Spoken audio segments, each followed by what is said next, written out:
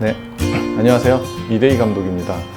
오늘은 제가 벌써 세 번째 장편 애니메이션을 만들고 있습니다. 이렇게까지 할지는 몰랐는데요. 계속 하다 보니까 파닥파닥 스트레스 제로는 아직 개봉은 안 했는데 어쨌든 감독으로서 제 손은 떠나 있는 상태고, 지금은 사실은 강철아빠라는 여기 있는 이 강철아빠라는 영화에 상당히 몰입되어 있는 상태고, 그러는 와중에 제가 어떤 질문을 받았는데요. 왜 그 한국에서 극장용 오리지널 장편 애니메이션을 그렇게 만들고 있냐, 고집스럽게. 투자도 어렵고 잘 안 풀린다는데, 이런 물음에 대해서 제 나름대로 거기에 대해서 제가 갖고 있는 생각과 비전에 대해서 얘기 드려보는 시간을 갖도록 하겠습니다. 이 이야기를 드리기 위해서는 일단은 과거의 이야기부터 조금 간략하게나마 이 전반적인 그 이야기를 조금 드려야 될 것 같아요. 오리지널 극장용 애니메이션이 굉장히 성행하던 시기가 국내에 있었습니다. 70년대랑 80년대 초반까지 극장용 오리지널만 있었어요. 거의 국내에서는. 그게 물론 이제 발전하는 단계다 보니까 어떤 일본의 어떤 작품들을 많이 이렇게 카피해오고 그런 작품들도 많이 있었지만, 어쨌든 오리지널 극장용이 했던 시기였고 중간에 어떤 정치적인 이유였던 것 같은데, 어쨌든 쇠퇴를 합니다. 애니메이션이 그 부분이 쇠퇴를 하고 하청 애니메이션 위주로 업계가 이렇게 편성이 됐어요. 그래서 쭉 오다가 2000년대 초반에 제2의 전성기, 그러니까 뽀로로를 필두로 한 제2의 전성기라고 할 수 있는 유아용 애니메이션, 캐릭터 애니메이션 시장이 쫙 열립니다. 뽀로로가 히트를 치면서 굉장히 많아졌어요, 그런 부분들이. 그래서 당시에 한참 할 때만 해도 국내에 제작하는 1년에 한 편의 제작이 들어가는 작품이 90편이 넘는다 이런 얘기까지 있을 정도로 굉장히 많이 제작이 됐었고, 그 업계가 굉장히 활성화됐었습니다. 물론 그 이후로도 명맥을 계속 이어오면서 에이지를 높이면서 레이디버그나 카봇, 그 다음에 신비 아파트 이런 작품들이 계속 이렇게 연달아 잘 되고, 국내에서도 어떻게 보면 애니메이션 산업이 자리 잡혀가는 어떤, 또 그 이후로도 미디어적인 어떤 혁신이 일어나면서 유튜브나 OTT 같은 걸로도 계속 확대가 이루어지고 있는 어떤 그런 시기예요.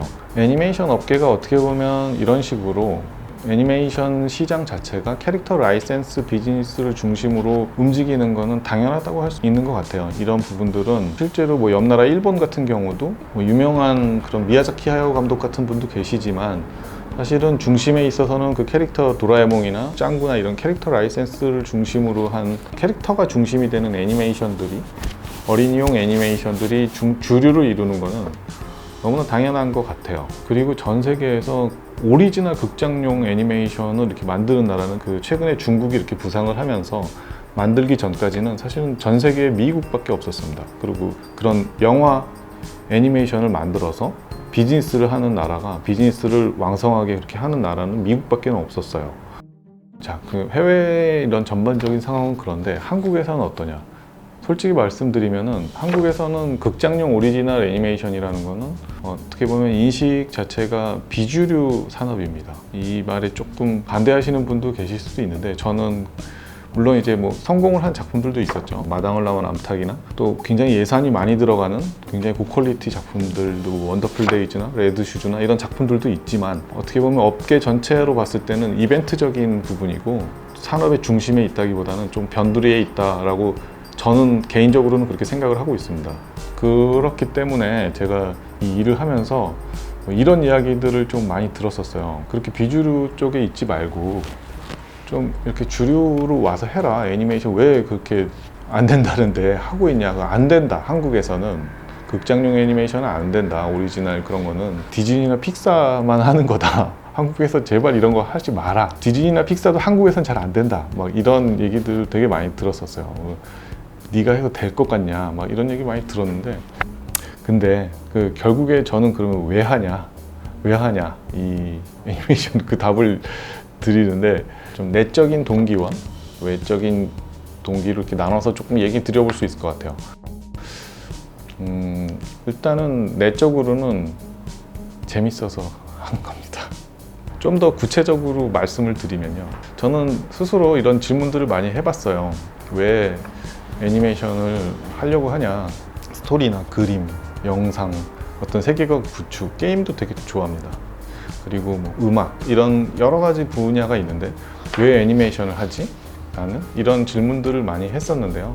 그림하고 스토리를 보면은 웹툰 시장이 훨씬 더 활성화돼 있고 가능성이 높다고 생각을 하고, 당연히 영상이나 이런 쪽으로 하면 영화나 드라마 쪽이 훨씬 강세겠죠. 실제로 애니메이션 쪽에서 가신 분들도 많고, 제가 아는 지인들도 애니메이션 하시다가 영화 쪽이나 영상 쪽으로 넘어가신 분들이 되게 많고요. 어떤 세계관 구축 이런 쪽으로 생각을 해보면 게임이나 이런 게 훨씬 더 재밌고 방대한 세계관을 구축할 수도 있고, 시장성이나 어떤 금전적인 부분도 훨씬 더 많이 있는데, 가능성이 왜 그런 쪽으로 안 가고 여기서 나는 이러고 있지? 저는 애니메이팅 만들어내는 게 굉장히 재미가 있는 것 같아요. 그런 것들을 다 무용지물로 만들어버릴 만큼 재미있는 부분이 어떤 세상에 없었던 어떤 존재를 이렇게 움직여가지고 살려내는 어떤 그 재미가 굉장히 큰 것 같습니다. 그러니까 뭐 TV쇼나 이런 것도 괜찮은데요. 일단 약간 그 퀄리티가 좀 높아서 그걸 스토리랑 그 연기랑 이런 것들을 다 응축해가지고 만들어내려면 극장판이 거기에 딱 정수더라고요. 지금으로서는 뭐 거기에 포커스가 가 있는 거죠, 제가. 그러니까 내적 동기는 어쨌든 그 재미라는 부분, 요 부분인 것 같고요. 그 다음에 이제 외적인 부분도 있어요.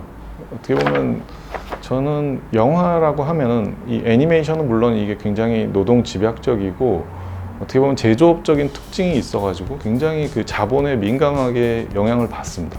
그러니까 대자본이 들어간 게 퀄리티가 높아지죠. 그런 부분들에 대해서는 뭐 부인할 수도 없고, 하지만 이 영화라는 속성이 그 사람의 마음을 움직이는 게 꼭 자본이 그렇게 많이 들어가지 않더라도 어떻게 보면 재밌는 작품을 만들면 한국에서 애니메이션을 만들어도 디즈니나 픽사 작품만큼 사랑받는 작품이 될 수도 있겠다, 이런 생각이 들어서 가능성이 있겠다, 이런 생각을 합니다, 저는. 그래서 하고 있는 거죠. 물론 이제 어렵겠죠. 재미있는 작품을 만든다라는 게 쉽지는 않을 거고, 어떤 그런 측면은 굉장히 도전해야 되는 어떤 과제겠죠, 계속. 혼자서 시작을 했었는데 이거를 꾸준히 계속 하다 보니까 의외로 이런 뜻을 갖고 계신 분들이 많이 있더라고요. 그래서 지금 같이 하고 있습니다. 많은 환경도 처음 할 때보다 뭐 힘들긴 하지만 조금씩 개선이 돼가고 있습니다. 그런 부분들은 굉장히 긍정적이라고 생각이 들어요. 두서없이 말씀을 드렸는데요. 뭐 인생은 앞으로 무슨 일이 생길지 알 수는 없겠지만 어쨌든 지금 저의 생각은 계속해서 이런 작품들을 만들어가고 싶습니다. 이야기 들어주셔서 감사하고요. 다음 시간에 또 뵙도록 하겠습니다. 감사합니다.